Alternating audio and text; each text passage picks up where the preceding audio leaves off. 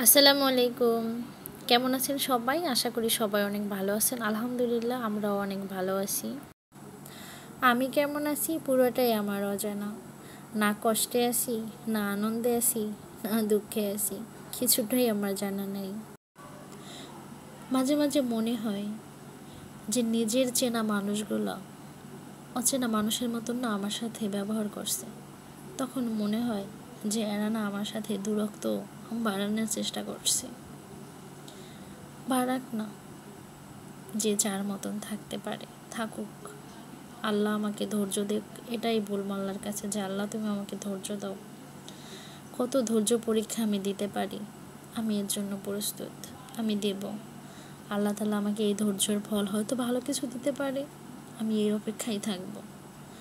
জানেন আল্লাহ বেশি কষ্ট দেয় কাদেরকে? যারা ধৈর্য ধরতে পারে।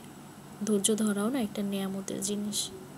ধৈর্য সবাই ধরতে পারে না, সবাই ধৈর্য নাই।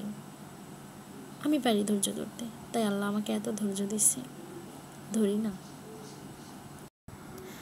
বিশ্বাস করুন, যারা বলছে পাশে থাকবে, আজকে আর তারা পাশে নাই।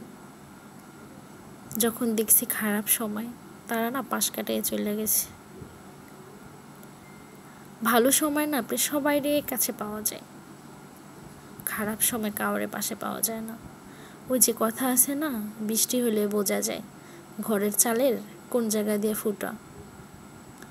আর বিপদে পড়লেও না আপন মানুষগুলো চেনা যায়, কে পাশে থাকে। যাই হোক, অনেক কথা বলছি, হয়তো এগুলো আমার ভিতরের কিছু কষ্টের কথা, এগুলো বললাম, এগুলো আর না বললেই নয়। তো এখানে আমার ভাবিরা আসলে রান্না করতে এসে, মাছ ভাজি করতে এসে, তো ওখান থেকে আমি কিছু মাছ খাইতে এসি। আর ভাবিকে বলতেছে যে মাছগুলো কি করবা, রাতে কি রান্না করবা নাকি ভর্তা বানাবা, কেন ও বাসায়, আমাদের বাসায় অনেক ভর্তা খাওয়া হয়, তো এই জন্য জিজ্ঞাসা করলাম।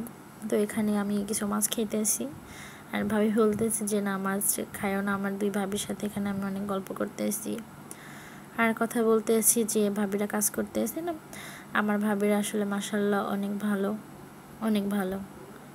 আসলে ভাবিদের সাথে না, তারাও তো পরের বাড়ির মেয়ে, আমাদের কাছে কেন আসে? ভালো আশা, ভালোবাসা, ভালো কথা এগুলো পাওয়ার জন্য।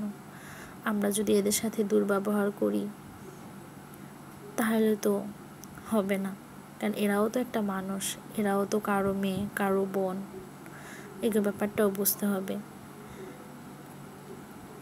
বউদের আসলে কি, মানে যখন মেয়ে থাকে তখন বাবার বাড়িতে বাবা মার অধীনে, ভাইদের অধীনে, ইচ্ছা করলেই তারা কিছু করতে পারে না। যখন শ্বশুর বাড়িতে আসে তখন স্বামী, শ্বশুর, শাশুড়ি এদের অধীনে। মেয়েদের জীবনই এরকমের। তো এই আমার ভাই বাইরে থেকে, এটাকে কি বলা হয় যে নিয়ে আসছে, মোগলাই নিয়ে আসছে।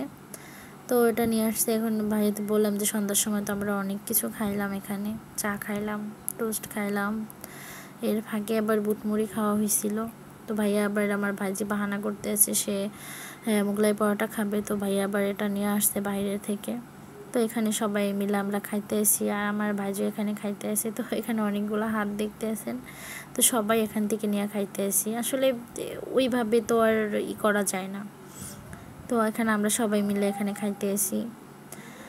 আসলে মিলামিশা থাকাটাই ভালো, কারোর সাথে ঝগড়া কাজ যেগুলো না করার থেকে মিলামিশা থাকায়। মানুষ বাঁচে কয়দিন বলেন তো? দুনিয়াটা না 2 দিনের, আজকে মরে যাবো, কালকে 2 দিন। আজকে বাইসে আসি, নাম ধরে ডাকবে, কালকে মরে যাবো, তখন বলবে যে অমুকের লাশ। তো দেখেন, মরার পরের দিন না নামটাই ঘুইসা যায়। তো চেষ্টা করবো সবার সাথে মিলামিশা থাকার, ভালো ব্যবহার করার। আপনারাও চেষ্টা করবেন। যখন মরণের কথা চিন্তা করি আসলে তখন আর মাথায় কিছুই আসে না। দুনিয়াটা আসলে 2 দিনের, আমরা এটা কেউই বুঝি না। এই 2 দিনের জীবনে কত মানুষের অহংকার, কত মানুষের দেমাগ, আর কত মানুষের যে